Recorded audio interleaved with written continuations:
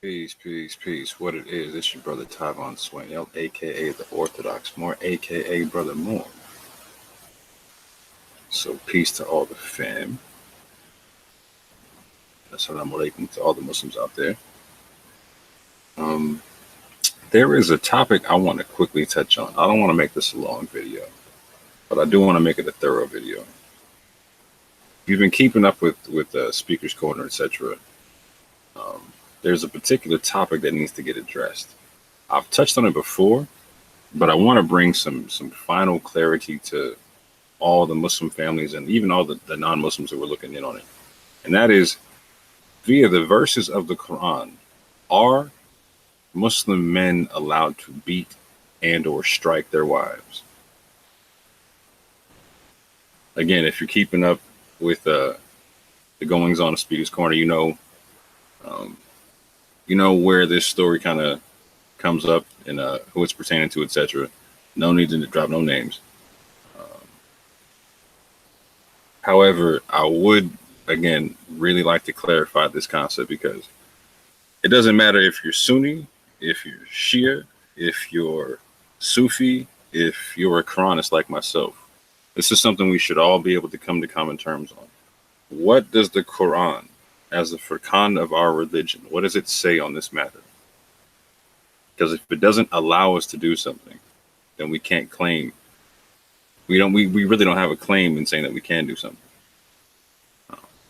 And if it's clear on its instruction, as we all say it is,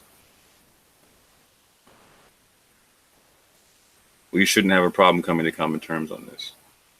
So, real quick, I'm going to share my screen for the people, and we are going to get in to this presentation. Ooh, hold on. There we go. Can you beat your wife via the verses of the Quran? And there's this one particular Quran verse that seems to be an issue. Surah 4, ayat 34. Men are in charge of women by right of what Allah has given, one over the other, and what they spend for maintenance from their wealth. So righteous women are devoutly obedient, guarding in the husband's absence what Allah would have them guard. But those wives from whom you fear arrogance, first advise them, then if they persist, forsake them in bed, and finally strike them. But if they obey you, once more, seek no means against them. Indeed, Allah is ever exalted and grand. Now, for me, Finn, like, I have a really hard time with this verse when I first read it, right?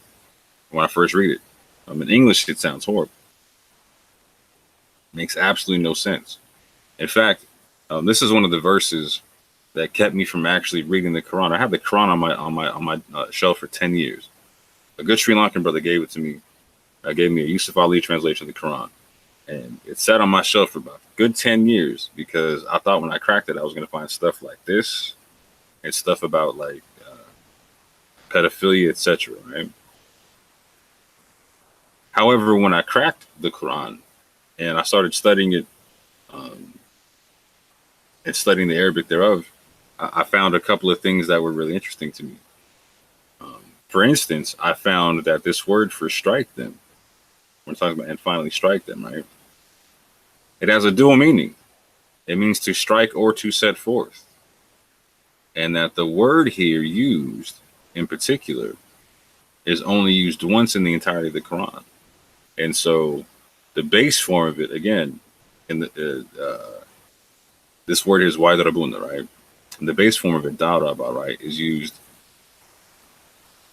in its verb form to mean both things. Where you can see it means where they're saying to mean to strike them, but it also means to set forth from, right? And so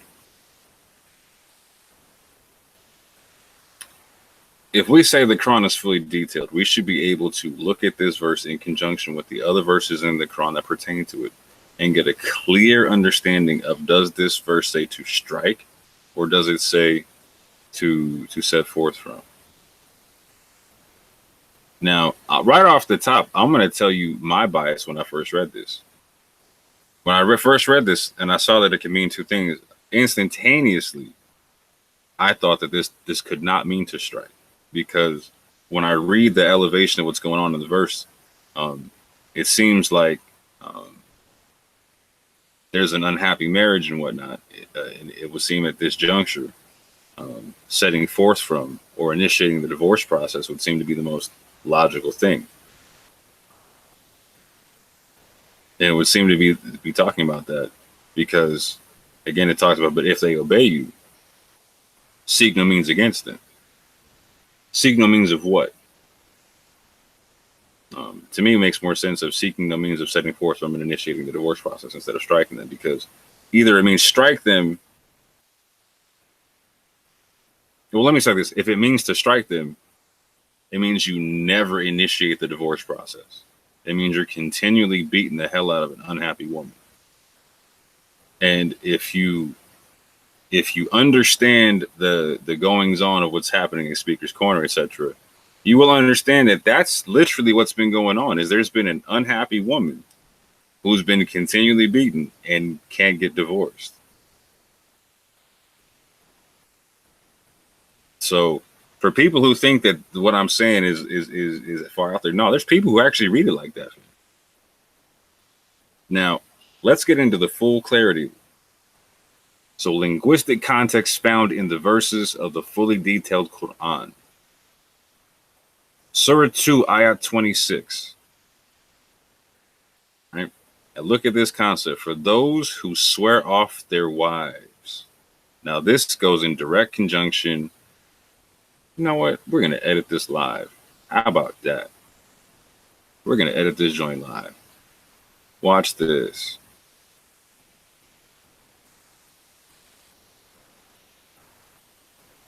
Forsake them in bed. We're going to edit this joint live.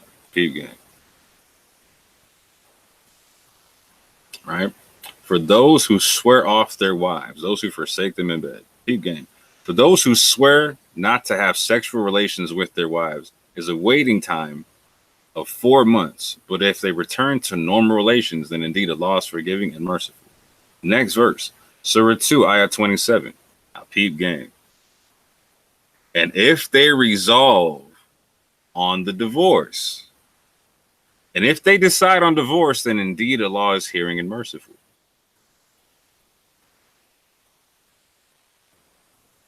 So right off the top, just in this context, because it's telling you that elevation was going on, and just so we can be clear, let me do this now. All right. Let me do this now. Wow.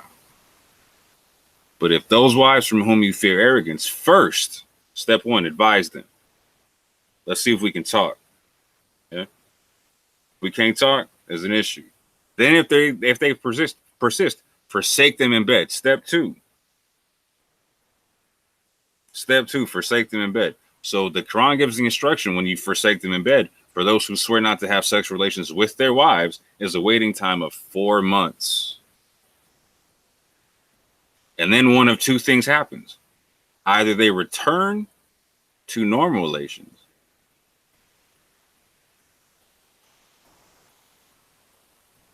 or they decide on divorce. You feel me? Nobody's getting smacked up right there. Nobody's getting smacked up at all. But for those who want more clarity, let's keep going. Same surah. Let's drop down a couple ayats. Ayat 29, right? The breakdown is to release her with kindness in the Arabic. You feel me? To release her with kindness. Peep game. Divorce is twice. Then either keep her in an acceptable manner or release her with good treatment. Let me do this real quick, because again, we're editing real time.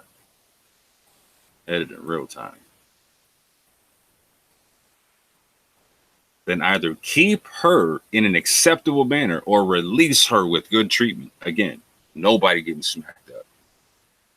And a decision being made, one or the other. Either we're staying together, either we're turning to normal relations, or we're deciding on a divorce. Nobody's getting smacked.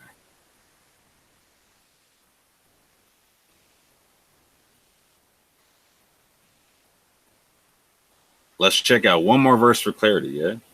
Same surah. Dropping down another couple ayats, right? And the Arabic is mad clear on this, right? Let me do it like this. Okay. And do not retain them to hurt. This is directly what it says in the Arabic. Do not retain them to hurt, right? And when you divorce women and they have nearly fulfilled their term, either retain them according to acceptable terms or release them according to acceptable terms. And do not keep them intending harm. Ooh.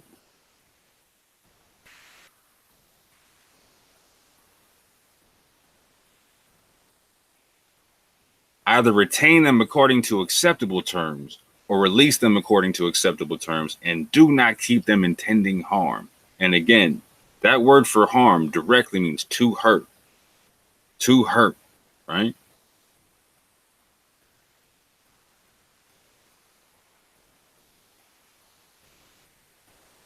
And that hurt being a transgression against them, right? Again, nowhere in any of these verses is anybody getting smacked up.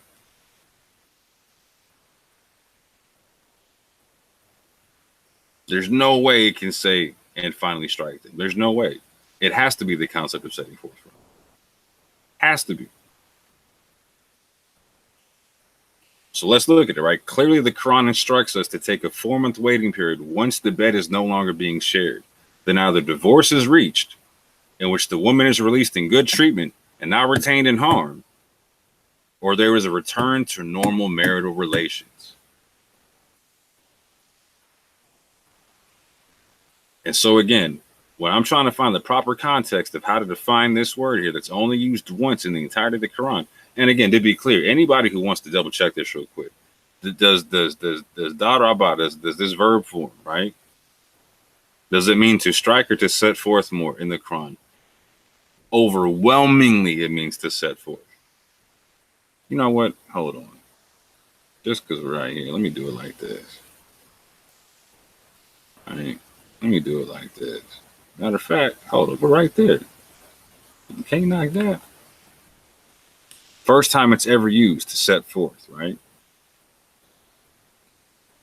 You'll see strike, strike, strike, strike, struck, travel, go forth, travel, traveling, strike, strike, strike, set forth, sets forth, sets forth, sets forth, put forth, sets forth, sets forth, sets forth, put forth. So we cast and set forth and present and strike is set forth and let them draw, let them stamp, and Allah sets forth, they set forth, and we have set forth, strike, He sets forth, we have set forth, and set forth, and set forth, and strike, we have set forth, Allah sets forth. Then should we take away, He sets up, is presented, they presented, Allah presents, striking, then will be put up, we present them, presents and presents, traveling, right? In that one verb form, it's more to set forth than it is to strike, 100%. And again, with the clear context of the Quran, you get it. It has to be to set forth from there because it's a waiting period, and you're making this a decision. Either we're getting a divorce or we're staying together. One or the other. There is no hoeing or humming on that joint. Like you got to figure that one out. Either we're staying together or we're not, because we can't talk. Right off the top, it's saying we can't talk. First, advise them. We can't have a conversation. If they obey, right? Obey means to listen and to understand, right? So we can't talk. If we can't talk, all right, we can't share the bed. We can't have sex. That's kind of ill. I kind of like that on an integrity level. We can't have a good conversation, right? So I definitely can't ask you for sex, right? We got something to figure out real quick. If we can't talk, we can't have sex. We need to figure this out. We need to figure out, can we go forward? Because if we can't have sex, we definitely can't have kids. We can't have a family, etc., etc., etc., right? So we need a 4-month waiting period figure out what time it is. And once we figured it out, we either move forward together or we part ways. So I'm going to say this. I'm going to say the proper reading of this surah at night is this. Everything we read. Men are in charge of women by right of what Allah has given one over the other and what they spend for maintenance from their wealth. So righteous women are devoutly obedient, guarding in the husband's absence what Allah would have them guard. But those wives from whom you fear arrogance, first advise them. Then if they persist, forsake them in bed, and finally set forth from them. But if they obey you once more, seek no means against them. Indeed, Allah is ever exalted and grand. Now, I dare anybody to tell me, out of any school of thought, that that's the improper reading of the Quran in terms of how it translates to English. Minus all the brackets, etc. We know all that stuff's not there. But you tell me that this is not the right way to translate this term.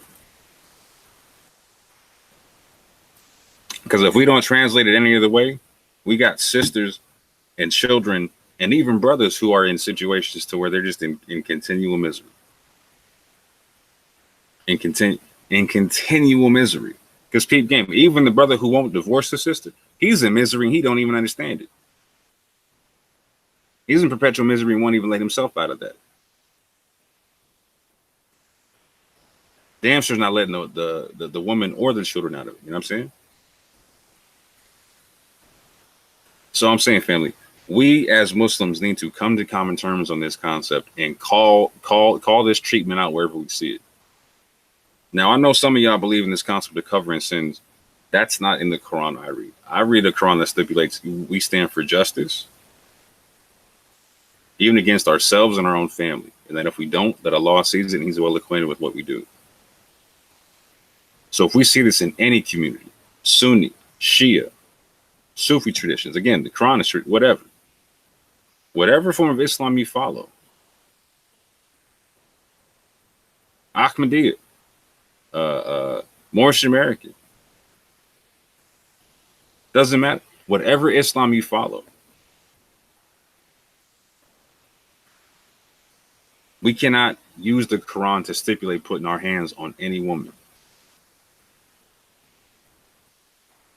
And we definitely can't use the Quran to as an excuse to keep them trapped in a situation where they're unhappy.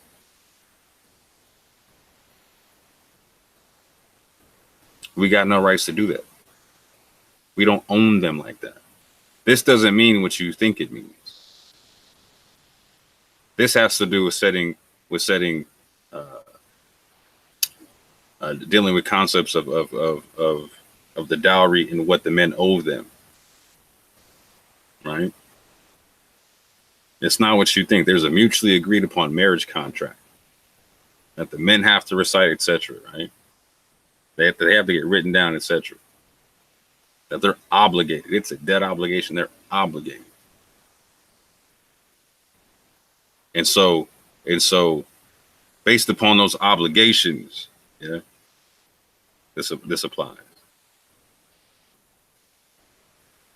But let's say one of the two is like, you know what, these obligations are not working out.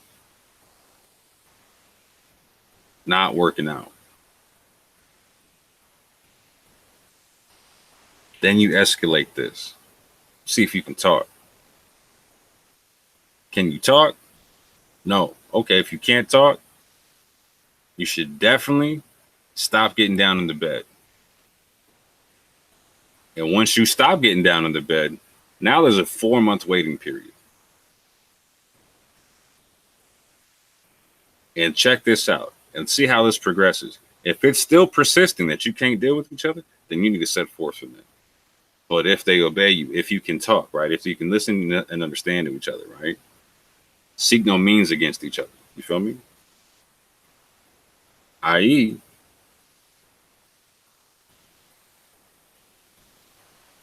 return to normal relations.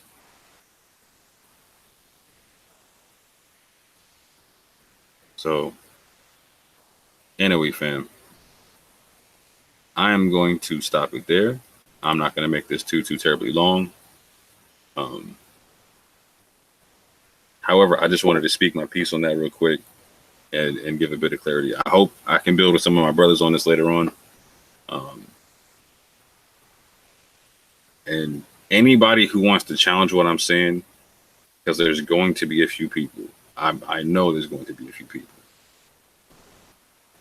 I'm more than willing to entertain any challenge you have, as long as we can do so in a civil conversation, and do so via the etiquette of the Quran, i.e., we dispute in the best of ways, not intending harm. We confirm the revelations that come down to each other. We produce our proofs so that we can be truthful. We do not speak about what we do not know. And if we can't agree, then we just walk away from the conversation until one of us changes the so-called hadith or the teaching or the sayings or whatever that we're talking about. But with that, fam, I say peace and love.